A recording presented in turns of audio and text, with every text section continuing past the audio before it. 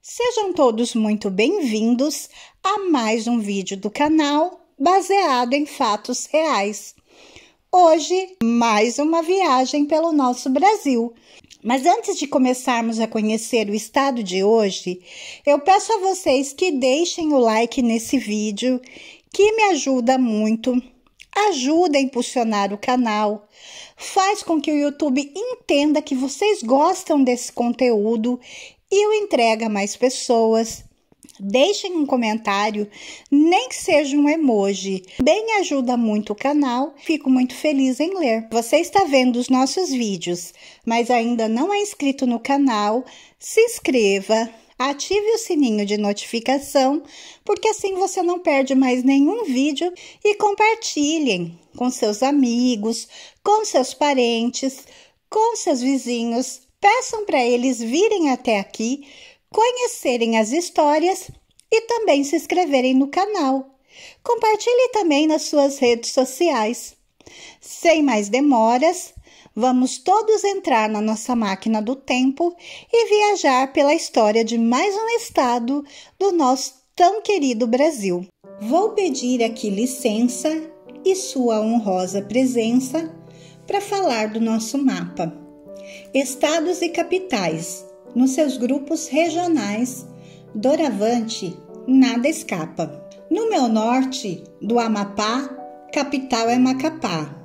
Eu digo sem cerimônia, do Acre falo, é Rio Branco. Seu amigo aqui é franco, Porto Velho é de Rondônia. Não vá se perder na lista, de Roraima é Boa Vista, do Pará, digo, é Belém. Estude, atinja seus afins. Palmas é do Tocantins. Amazonas, Manaus tem. Vou partir para o Nordeste, terra de cabra da peste. Maranhão é São Luís. Indo em terra nordestina, Piauí tem Teresina, a minha pesquisa diz. Anote por gentileza, Ceará é Fortaleza. Escreva aí que é Natal, do Rio Grande do Norte. Se preciso for, recorte. Decore, é fundamental.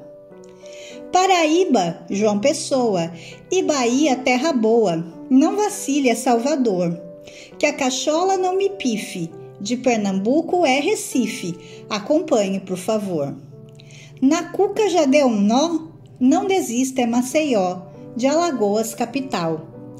Desse estudo participe, Aracaju de Sergipe, guarde aí para ser o tal. O Sudeste agora é tema, não vai ser muito problema aprender essa lição. Seu mestre não desaponte e lembre, Belo Horizonte, de Minas Gerais, irmão. Vitória, Espírito Santo, Rio de Janeiro, Encanto, a capital não me dá. Seja esperto, agora tente. São Paulo tem igualmente uma capital xará.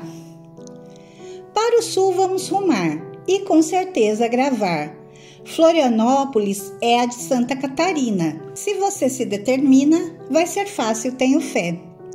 Rio Grande do Sul, amigo, Porto Alegre tem, eu digo. Na beira do rio Guaíba, lá embaixo ainda há, no estado do Paraná. Não esqueça, Curitiba. Seu confrade agora avisa, Centro-Oeste finaliza. Não se canse aí, seu moço, o cordel cultura traz. É Goiânia de Goiás, Cuiabá de Mato Grosso. Para tirar a nota azul, do Mato Grosso do Sul, Campo Grande vai dizer. No Distrito Federal, a capital nacional é Brasília, pode crer. Com roteiro concluído, espero ter atingido a meta, inscrito querido, de levar informação. Foi boa a minha intenção. Usei a rima por meio, em versos fiz um passeio, a todos meu abração. Gerson Brito. Hoje a nossa viagem será por um estado que é muito especial para mim, que é o meu estado natal, São Paulo. É o estado onde eu nasci, onde eu vivi, cresci e morei por quase 40 anos da minha vida. E amo muito de coração. Eu amo o meu país, eu amo o Brasil. Todos os estados são maravilhosos e nós conseguimos perceber um pouco nessa série de vídeos. Mas o lugar onde a gente nasceu tem sempre um gostinho especial, tem sempre um cheirinho especial, aquele cheirinho de lar, de aconchego, que só a nossa terra tem. Me dá muita alegria poder apresentar para vocês um pouco do lugar do estado onde eu nasci e vivi. São Paulo, ele está situado na região sudeste e tem como limites Minas Gerais, Paraná, Rio de Janeiro e Mato Grosso do Sul. Ele está dividido em 645 municípios, hoje com quase 47 milhões de habitantes, ou seja, cerca de 22% da população brasileira. É o estado mais populoso do Brasil e é a terceira unidade política mais populosa da América do Sul. Gente, é tão grande que a cidade de São Paulo, eu acho que a maioria de vocês sabem, porque é um dado muito conhecido, somente a cidade de São Paulo é do tamanho de Portugal. Tem a mesma quantidade de habitantes que Portugal tem, acho que até mais. Então, é uma coisa, assim, impressionante o tamanho desse estado, né? O tamanho dessa cidade. A população paulista, ela é uma das mais diversificadas do país e é descendente principalmente de italianos, que começaram a emigrar para o país no fim do século XIX. De portugueses, que colonizaram o Brasil e instalaram os primeiros assentamentos europeus na região, de povos ameríndios nativos, de povos africanos e de imigrantes de outras regiões do Brasil. Outras grandes correntes imigratórias, como árabes, alemães, chineses, espanhóis e japoneses, também tiveram presença significativa na composição étnica da população local. A área que hoje corresponde ao território paulista já era habitada por povos indígenas aproximadamente 12.000 anos antes de Cristo. No início do século XVI, o litoral da região começou a ser visitado por navegadores portugueses e espanhóis. No entanto, apenas em 1532, o português Martim Afonso de Souza iria fundar a primeira povoação de origem europeia, a Vila de Cananéia, no atual Vale da Ribeira. No século XVII, os bandeirantes paulistas intensificaram a exploração do interior da colônia, o que acabou por expandir os domínios territoriais dos portugueses na América do Sul. No século XVII, após a instituição da capitania de São Paulo, a região começa a ganhar peso político. Após a independência, durante o Império, São Paulo começa a se tornar um grande produtor agrícola, principalmente de café, o que acaba por criar uma rica oligarquia rural regional, que iria se assentar no comando do governo brasileiro com as elites mineiras durante o início do período republicano. Sob o regime de Vargas, o estado é um dos primeiros a iniciar um processo de industrialização e sua população se torna uma das mais urbanas da federação. Segundo pesquisas realizadas pelo IBGE, São Paulo tem a maior produção industrial do país, portanto, conta com o maior PIB entre todos os estados brasileiros. A região do atual estado de São Paulo já era habitada por povos indígenas desde aproximadamente 12.000 a.C. Por volta do ano 1000, o seu litoral foi invadido por povos tupis procedentes da Amazônia.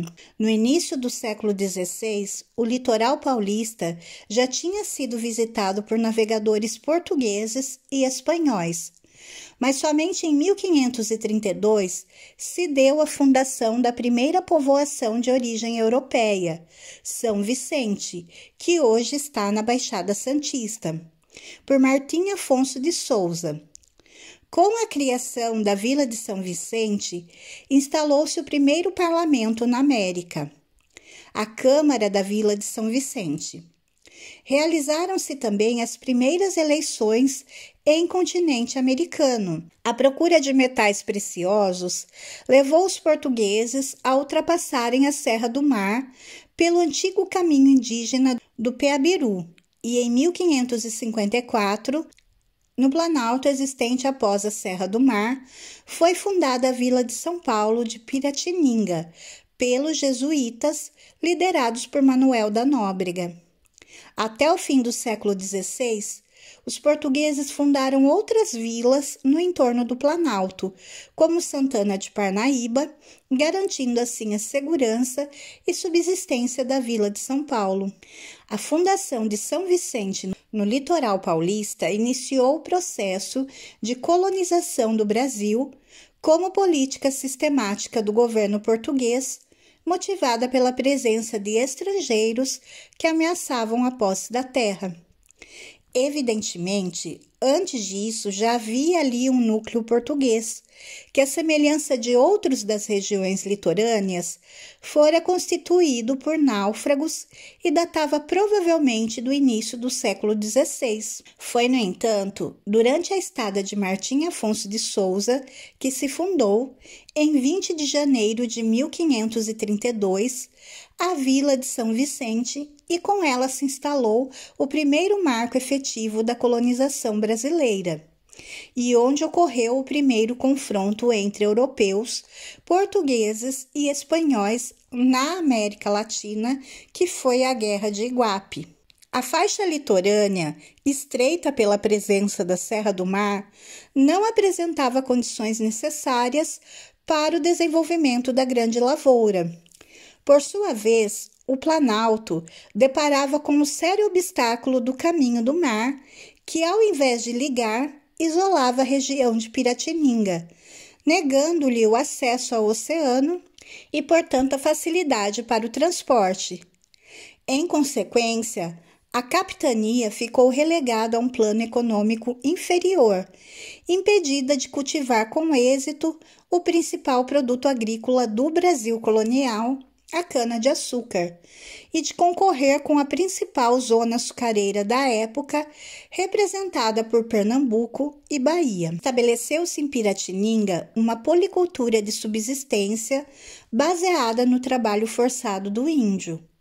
O inventário dos primeiros paulistas acusavam pequena quantidade de importações e completa ausência de luxo. O isolamento criou no Planalto uma sociedade peculiar. Chegar a São Paulo requeria fibra especial na luta contra as dificuldades do acesso à serra, os ataques dos índios, a fome, as doenças, o que levaria a imigração europeia a um rigoroso processo seletivo. Tais condições de vida determinariam a formação de uma sociedade em moldes mais democráticos que os daquela que se estabelecera mais ao norte da colônia. Dificuldades econômicas, tino sertanista, localização geográfica, porque São Paulo era um importante centro de circulação terrestre, espírito de aventura seriam poderosos impulsos na arrancada para o sertão. Desde os primeiros tempos da colonização, eram constantes as arremetidas num bandeirismo defensivo que visava garantir a expansão paulista no século XVII. Esse seria o grande século das bandeiras, aquele em que se iniciaria o bandeirismo ofensivo propriamente dito, cujo propósito era em grande parte o lucro imediato, proporcionado pela caça ao índio. Da Vila de São Paulo partiram as bandeiras de apresamento, chefiadas por Antônio Raposo Tavares, Manuel Pedro e André Fernandes, entre outros. Inclusive, minha cidade, ela foi fundada pelo capitão Tavares, que era sobrinho do Antônio Raposo Tavares. E a minha cidade, para quem não sabe, é Salto, que fica ali perto de Itu.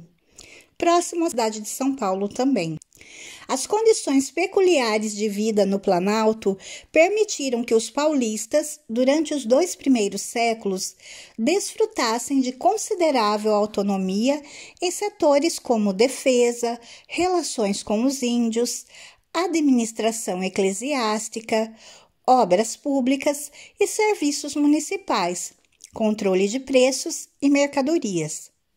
Do bandeirismo de apresamento, passou-se ao bandeirismo minerador, quando a atividade de Borba Gato, Bartolomeu Bueno da Silva, Pascoal Moreira Cabral e outros foi recompensada com o encontro dos veios auríferos em Minas Gerais e Mato Grosso. Dura provação foi o efeito do descobrimento de ouro sobre São Paulo e outras vilas do Planalto. Todos buscavam enriquecimento imediato, representado pelo metal precioso.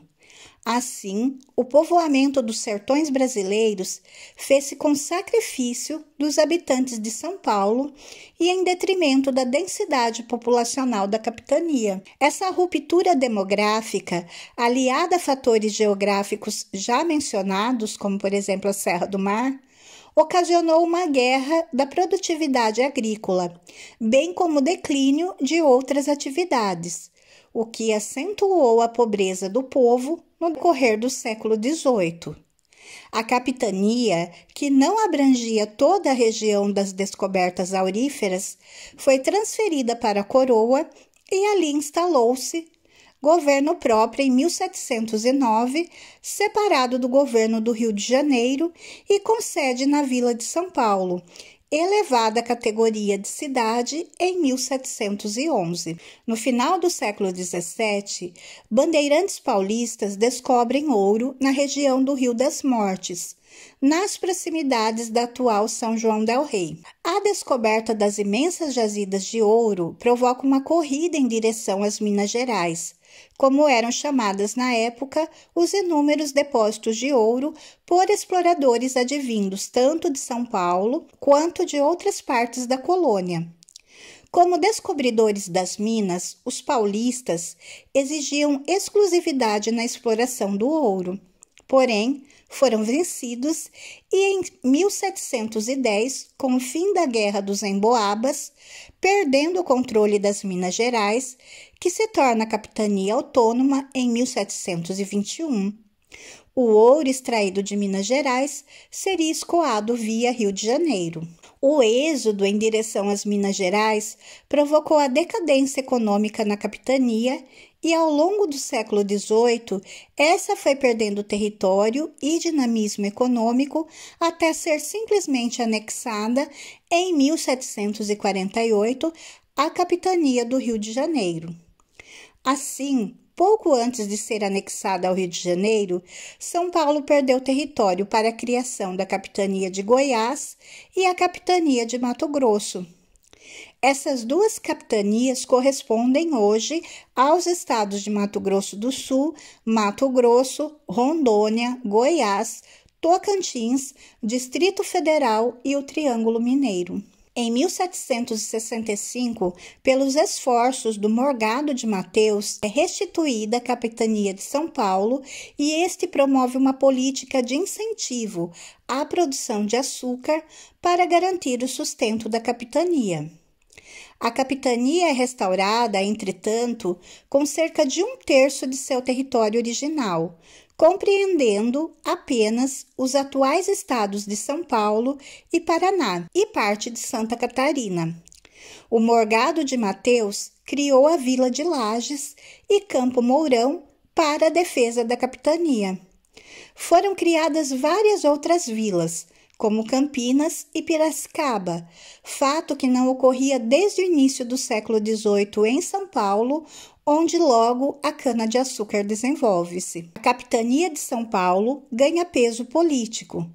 Durante a época da independência do Brasil, pela figura de José Bonifácio, natural de Santos, e em 7 de setembro de 1822, a independência é proclamada às margens do Riacho Ipiranga, em São Paulo, pelo então príncipe regente Pedro de Alcântara. Em 1821, a capitania transforma-se em província. Em 1853, é criada a província do Paraná e São Paulo perde território pela última vez, ficando a partir daquela data com seu território atual, tendo suas divisas atuais fixadas, em definitivo, apenas na década de 1930. Em 1817, é fundada a primeira fazenda de café de São Paulo, no Vale do Rio Paraíba do Sul. E após a independência do Brasil, o cultivo de café ganha força nas terras da região do Vale do Paraíba, enriquecendo rapidamente cidades como Guaratinguetá, Bananal, Lorena, Pindamonhangaba e Taubaté. O vale enriquece-se rapidamente, gerando uma oligarquia rural.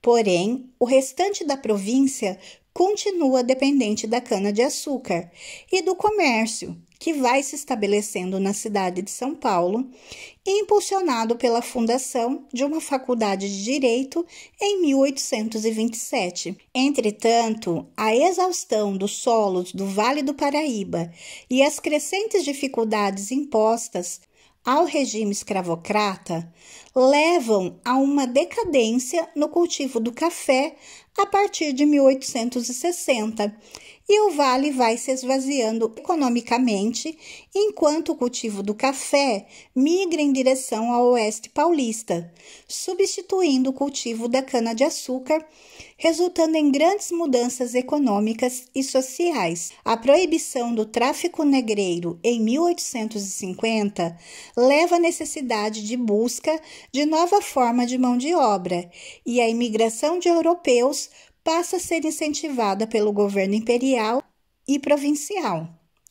O escoamento dos grãos passa a ser feito via Porto de Santos, o que leva à fundação da primeira ferrovia paulista, a São Paulo Highway, inaugurada em 1867, ligando Santos a Jundiaí, passando por São Paulo, que começa a se transformar em importante entreposto comercial entre o litoral e o interior cafeeiro.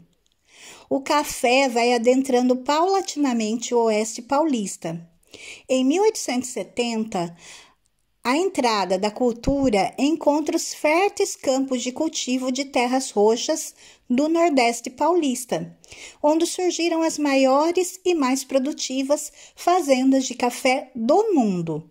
Atrás de novas terras para o café, exploradores adentram o até então desconhecido quadrilátero compreendido entre a Serra de Botucatu e os rios Paraná, Tietê e Paranapanema, no final do século XIX e início do século XX.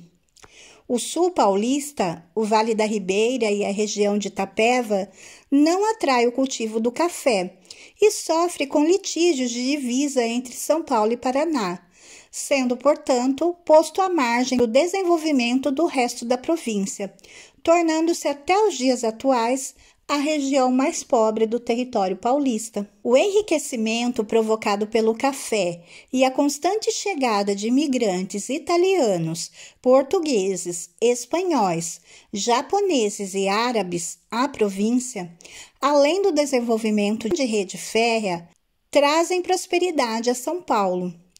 Estima-se que dos 4 milhões de imigrantes que o Brasil recebeu entre 1880 e 1930, 70% destes estabeleceram-se na província de São Paulo. A entrada de milhares de imigrantes foi importante para São Paulo, posto que representou o crescimento do mercado consumidor interno de outros bens produzidos pela própria província, tais como açúcar, aguardente e álcool. Com isso, há um grande crescimento econômico e populacional em São Paulo entre o final do século XIX e começo do século XX, trazidos pelo café. Os censos demográficos de 1872 e de 1900 revelam o real impacto deste crescimento demográfico no município de São Paulo e na então província de São Paulo. Em 1872, somente 10 localidades urbanas possuíam mais de 30 mil habitantes, sendo São Paulo a única que não se localizava no litoral. Com uma população de 31.385 habitantes, São Paulo era a capital com a 9ª maior população dentre as 20 capitais de província censeadas. Em 1900, tanto o município quanto o novo estado de São Paulo passam a contar com a 2ª maior população municipal e estadual do Brasil, permanecendo somente atrás do Rio de Janeiro. Na época, ainda era a maior população do Brasil. Ao se instalar a República, afirmava-se claramente o predomínio econômico do novo estado. Se o Brasil era café, o café era São Paulo. Essa realidade repercutiu na esfera nacional. Daí, a homogeneidade de 1894 a 1902 em 3 quadriênios consecutivos, com os presidentes Prudente de Moraes, Campos Salles e Rodrigues Alves. No início do século XX, com o avanço das ferrovias rumo ao Rio Paraná, são criados dezenas de municípios ao longo das ferrovias, da Estrada de Ferro Sorocabana, NOB e Companhia Paulista de Estradas de Ferro, ocupando o Oeste Paulista. São Paulo ingressou com 2 trunfos na era republicana: a riqueza do café e o sistema de mão de obra imigrante, que foi introduzido antes da abolição da escravatura e já se adaptara e integrara no modo de produção da agricultura paulista.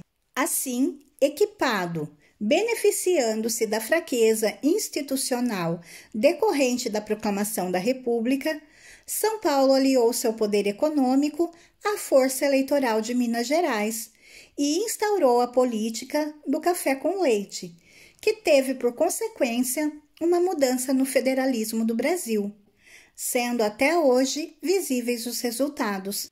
Para isso, concorreu também a visão empresarial de seus homens de negócios, cafeicultores, principalmente, que ainda no Império haviam aprendido a usar com presteza e vigor o poder político em defesa de seus interesses econômicos. Perceberam de imediato a oportunidade da introdução do imigrante estrangeiro e a subsidiaram com recursos da província, uma vez que o governo imperial dispensava maiores atenções ao estabelecimento de núcleos coloniais do que a imigração assalariada.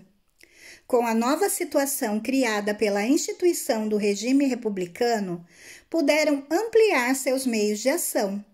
Daí por diante, até a crise de 1929, não perderam de vista a expansão e a defesa do produto que sustentava a economia da região. Apesar das dissensões internas e de várias dissidências, o Partido Republicano Paulista conseguiu manter grande coesão em face da União, o que lhe permitia levar avante uma política que satisfazia, em geral, aos interesses dominantes e que inegavelmente contribuía para o prestígio de São Paulo dentro da federação.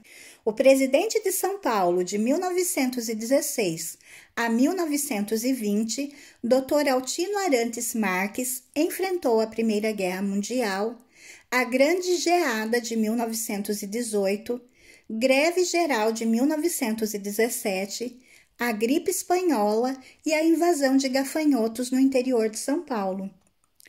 Em 1924, durante a presidência de Carlos de Campos, ocorre em São Paulo, tanto na capital quanto no interior, a Revolta Paulista de 1924, que obriga Carlos de Campos a se retirar da capital. Acontecem destruições, depredações e bombardeios por parte do governo federal. Os rebeldes são derrotados e rumam para o interior do Brasil. Washington Luiz chega à presidência da República em 1926, sendo, porém, deposto em 24 de outubro de 1930. Em 1º de março de 1930, o presidente de São Paulo, o paulista Júlio Prestes, foi eleito presidente da República, mas não tomou posse, impedido pela Revolução de 1930, a qual também derrubou da presidência da República o Washington Luiz, que fora presidente de São Paulo entre 1920 e 1924. São Paulo, então, passou a ser governado pelos vencedores da Revolução de 1930 e, logo em seguida, se revoltou contra essa situação, protagonizando a Revolução de 1932. Júlio Prestes e Washington Luiz foram exilados. Os jornais apoiadores do PRP foram destruídos. A década de 1930 em São Paulo caracterizou-se, do ponto de vista econômico, pelos esforços de ajustamento às novas condições criadas pela crise mundial de 1929 e pela derrocada do café. Do ponto de vista político, o período foi marcado pela luta em prol da recuperação da hegemonia paulista na federação, atingida pela Aliança Liberal e, afinal, aniquilada pela Revolução de 1930. Esta submeteu o Estado à ação dos interventores federais, que, de início, nem paulistas eram.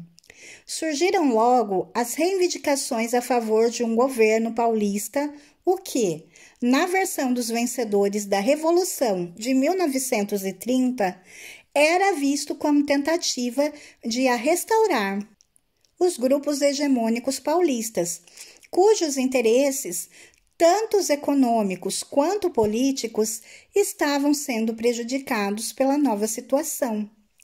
Habituadas a conduzir o seu próprio destino, as classes dirigentes se insurgiram sob a liderança do Partido Democrático, então presidiado pelo professor Francisco Morato, justamente o partido aliado à Revolução Getulista de 1930.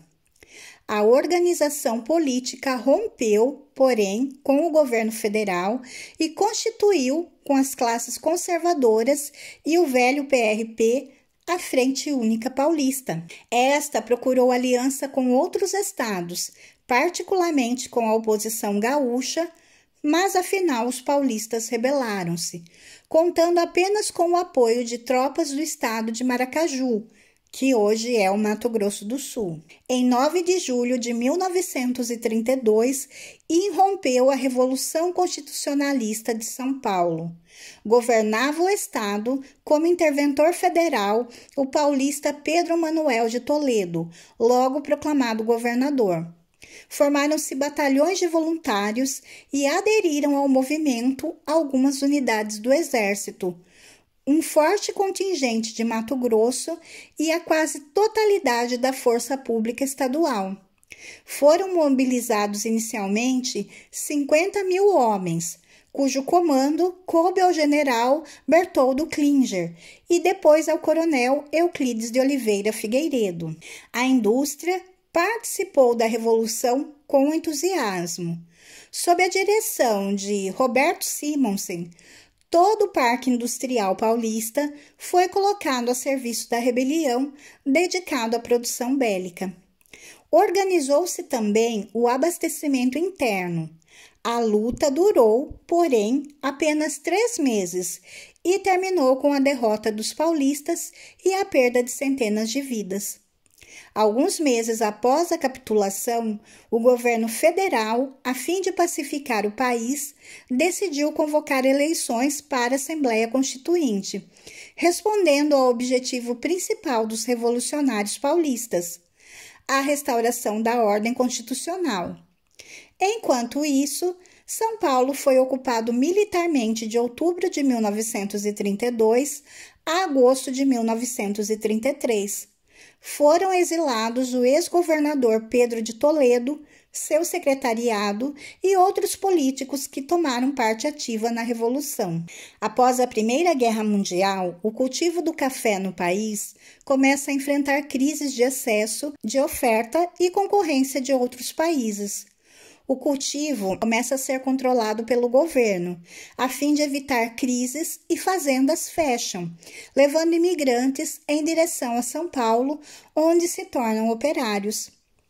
Pressões políticas exigindo o fim do predomínio da elite cafeeira paulista surgem, e movimentos artísticos como a Semana de 1922 propagam novas ideias sociais e econômicas. A imigração externa começa a se enfraquecer e greves anarquistas e comunistas rebentam em São Paulo, enquanto impérios industriais como os de Matarazzo são formados. Em 1930, o café entra em sua derradeira crise com a Grande Depressão. O colapso dos preços externos, dos grãos e a Revolução de 1930, que retira os paulistas do poder.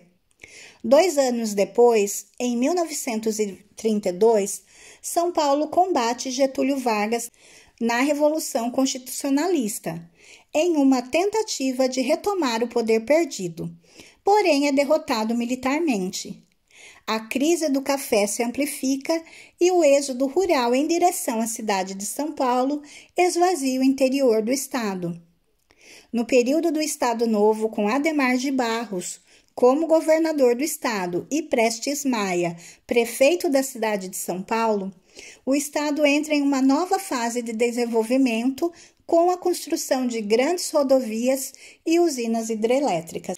A Segunda Guerra Mundial interrompe as importações de produtos e a indústria paulista inicia um processo de substituição de importações, passando a produzir no estado os produtos até então importados. O processo intensifica-se no governo de Juscelino Kubitschek, que lança as bases da indústria automotiva no ABC paulista. Nas décadas de 60 e 70, o governo estadual promove diversas obras que incentivam a economia do interior do estado, esvaziado desde a crise do café em 1930. A abertura e duplicação da Via Dutra recupera e industrializa o Vale do Paraíba, que se concentra em torno da indústria aeronáutica de São José dos Campos. Para oeste, a implantação do Aeroporto Internacional de Viracopos, a criação da Universidade Estadual de Campinas, a Unicamp, a abertura de rodovias como a Anhanguera, Bandeirantes ou Washington Luiz, o implemento de técnicas modernas de produção, em especial da de cana-de-açúcar e de seu subproduto, o álcool combustível, levam novamente o progresso às regiões de Campinas, Sorocaba, Central, Ribeirão Preto e Franca. Entretanto, mesmo com o enriquecimento e industrialização do interior, outros estados passam a ter uma taxa de crescimento econômico ainda mais elevada que São Paulo, principalmente as regiões Sul e Centro-Oeste. Atualmente, ainda que o crescimento não seja mais tão alto e haja concorrência de outros estados, São Paulo é o principal polo econômico e industrial da América do Sul, sendo o maior mercado consumidor do Brasil. O estado possui uma economia diversificada. As indústrias metal-mecânica, de álcool, de açúcar, têxtil, automobilística, de aviação, os setores de serviço e financeiro, o cultivo de laranja, cana-de-açúcar e café formam a base de uma economia que corresponde por cerca de 1/3 do PIB brasileiro, algo em torno de 550 bilhões de dólares na paridade de poder de compra. Além disso, o estado de São Paulo oferece uma boa infraestrutura para investimentos, devido às boas condições das rodovias. A Bolsa de Valores, Mercadorias e Futuros de São Paulo é a segunda maior bolsa de valores do mundo em valor de mercado. O turismo presente no estado provoca um grande movimento interno por parte da população. São Paulo possui 3 polos de turismo: capital, litoral e interior. São Paulo também possui a maior rede hoteleira brasileira. A cidade também conta com procura no turismo gastronômico, porque recebeu o título de capital mundial da gastronomia. O turismo cultural também é destaque, dada a quantidade de museus, teatros e eventos como a Bienal de Artes e a Bienal do Livro. O litoral de São Paulo, com 622 quilômetros de extensão, possui 293 praias em 16 municípios, todos classificados como estâncias balneárias. No interior, é possível encontrar estâncias do turismo rural, ecológico, municípios com clima europeu, cachoeiras, cavernas, rios, serras, fontes de água mineral, parques naturais, construções históricas dos séculos 16, 17, 18, igrejas em arquitetura jesuíta e sítios arqueológicos, como o Parque Estadual Turístico do Alto da Ribeira. No inverno, o tão famoso município Campos do Jordão surge como a principal referência turística do estado, com o Festival do Inverno e diversas outras atrações em um ambiente cuja temperatura pode chegar a marcas negativas. E muitas outras, inclusive na minha cidade, Salto, que também é uma estância turística, e nós temos lá o monumento à padroeira, que é o segundo maior monumento do país, que atrás apenas do Cristo Redentor. Consegue ir até a coroa dela e lá ver toda a cidade e toda a região, vale a pena conhecer. Temos também o Parque Rocha Montané, que tem essa rocha que só é encontrada aqui no Brasil e em mais um país do mundo, que é uma rocha cor-de-rosa. Ela tem um tom de rosa e ela só é encontrada no Brasil, na minha cidade, e tem lá um parque e ela está lá para visitação e em outra parte do mundo, então vale a pena conhecer. Temos também o Parque das Lavras, que tem uma usina muito antiga, que não está mais em funcionamento, mas pode-se visitar juntamente com o maquinário que era usado na época, porque nós temos uma grande cachoeira ali no meio da cidade, então ali funciona uma usina. Funcionava há muito tempo nesse onde hoje é o parque, e tem lá até mesmo um maquinário antigo, onde você entra dentro da construção da época e o maquinário está lá e você pode conhecer o funcionamento. Então, falando um pouco do meu estado, aproveito para falar sobre a minha cidade, que eu tenho certeza que vocês vão gostar de conhecer. Mas o vídeo ainda não acabou, vamos falar um pouquinho mais ainda do estado de São Paulo. São Paulo também é um estado rico em cultura e em tradições locais. Por exemplo, nós temos nossas danças folclóricas, que são o bate-pé, o caiapó, o corroiola e o cateretê. No ramo da culinária, São Paulo possui diversos pratos típicos, como o afogado, o cuscuz, frango ao molho pardo, o pastel de angu, pau a pique e pudim de ovos. A culinária paulista é resultado de uma mistura de diferentes povos, como ibéricos, árabes, italianos e japoneses. Enfim, esse foi o nosso passeio pelo estado de São Paulo. Eu também resumi aqui a história dele, os dados. Como todos os outros, a gente teria muita coisa para falar sobre o estado de São Paulo e o tempo não nos permite ficar aqui. Portanto, eu resumi ao máximo possível para que vocês que não conhecem possam conhecer um pouco mais sobre esse estado tão maravilhoso, tão rico em cultura, em gastronomia, em história.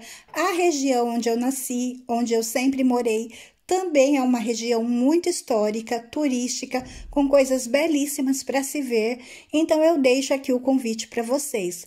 Nas suas próximas férias, por que não São Paulo? E estando em São Paulo, não deixem de passar lá pelo interiorzinho onde eu nasci. Vão conhecer Salto, Itu, Sorocaba, Indaiatuba. São lugares maravilhosos, Campinas, que vale a pena a gente conhecer. Eu espero que vocês tenham gostado de fazer mais essa viagem comigo, dessa vez pela minha terra, pelo meu estado. Eu espero de coração que vocês tenham gostado. Se vocês gostaram, por favor, deixem o like, se inscrevam no canal e voltem aqui para nossa próxima viagem.